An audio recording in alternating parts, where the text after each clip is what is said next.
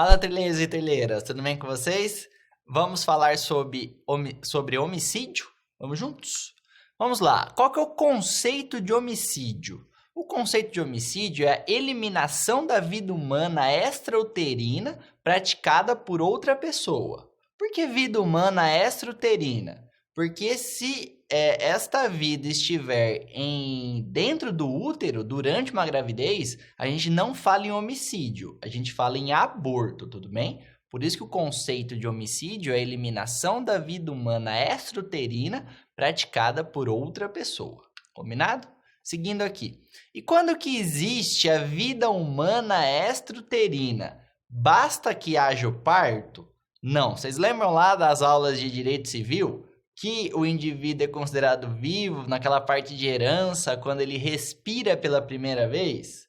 Então, no direito penal funciona da mesma forma. O indivíduo será considerado vivo após o parto, depois que este bebê recém-nascido ele respirar pela primeira vez. E caso haja dúvidas se esse bebê respirou pela primeira vez e se ele pode ser considerado nascido, existe o exame de docimasia respiratória. Então, por meio deste exame, o perito criminal conseguirá definir se aquele recém-nascido respirou alguma vez na vida dele, tudo bem?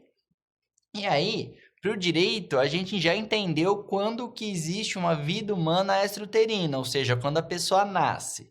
E agora, para o homicídio estar consumado, há necessidade de que a vítima tenha morrido, certo? E para o direito, quando que a vítima morre? Quando ela é considerada morta.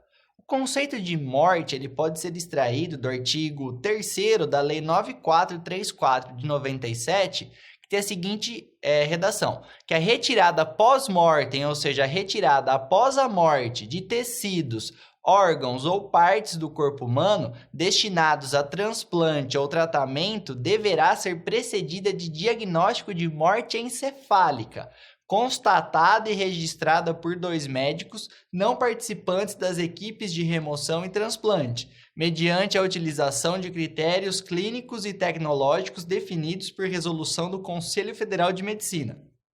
Então, se a pessoa é considerada viva pela primeira vez, com a primeira respiração, esta pessoa será considerada morta após a morte encefálica, ou seja, após o cérebro parar de funcionar, tudo bem? Se a pessoa estiver ligada a máquinas, o coração estiver batendo, o sangue circulando, mas o cérebro desligou, o cérebro morreu, esta pessoa também está considerada morta, tá bom?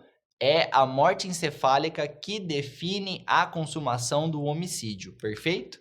E aí, qual que é a estrutura do homicídio doloso? Existem algumas figuras dentro do homicídio doloso. A primeira é o homicídio doloso simples, que está previsto no artigo 121 caput do Código Penal. O homicídio doloso privilegiado, que está previsto no artigo 121, parágrafo 1º do Código Penal. O homicídio doloso qualificado, previsto no artigo 121, parágrafo 2º do Código Penal. E o homicídio doloso circunstanciado, está previsto no artigo 121, parágrafo 4º, segunda parte, e o parágrafo 6º do Código Penal, perfeito? Também existe a figura do homicídio culposo, que este homicídio culposo ele pode ser simples, que está previsto no artigo 121, parágrafo 3º do Código Penal. Este homicídio culposo pode ser circunstanciado e está previsto no artigo 121, parágrafo 4º, primeira parte do Código Penal. E também pode haver, dentro do homicídio culposo, o perdão judicial, que é uma figura prevista no artigo 121, parágrafo 5º do Código Penal, e o perdão judicial é exclusivo do homicídio culposo. Não precisa se desesperar que todas essas figuras do homicídio culposo e do homicídio doloso serão os assuntos das próximas aulas, perfeito?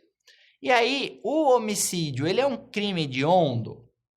A gente tem que o crime de homicídio nem sempre será considerado crime hediondo, pois a figura simples, do homicídio doloso simples, em regra, ela não é um crime hediondo, e o homicídio culposo nunca será crime hediondo. Isso tudo está previsto na Lei dos Crimes Hediondos, que é a Lei 8.072 de 1990, tudo bem? Então, o homicídio simples, em regra, não é crime hediondo, ele pode ser, a gente vai ver. E o homicídio culposo, ele não é crime hediondo, tudo bem? Se vocês pegarem alguns livros mais antigos, pode ter, inclusive, uma polêmica em relação ao homicídio e a transmissão dolosa do vírus do HIV. Porque alguns doutrinadores, eles entendiam no começo das infecções do vírus do HIV que se tratava de uma hipótese de homicídio doloso. Por quê? Porque não havia cura. Então, as pessoas que acabavam contraindo o vírus do HIV, elas acabariam morrendo porque a medicina ainda não tinha desenvolvido os remédios que combatem essa infecção. Só que, posteriormente, né, com o advento do coquetel, dos tratamentos mais modernos, o STF ele enfrentou essa questão em relação à transmissão do HIV e a responsabilidade penal deste indivíduo.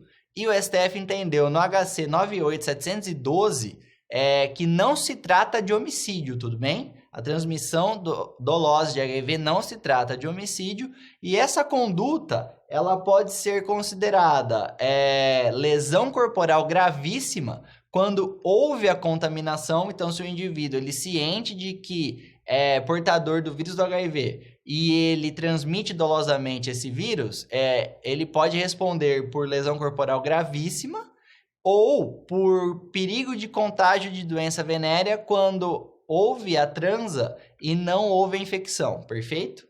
Então, é basicamente isso, turma. Bons estudos, boas aulas e um abraço. Tchau, tchau.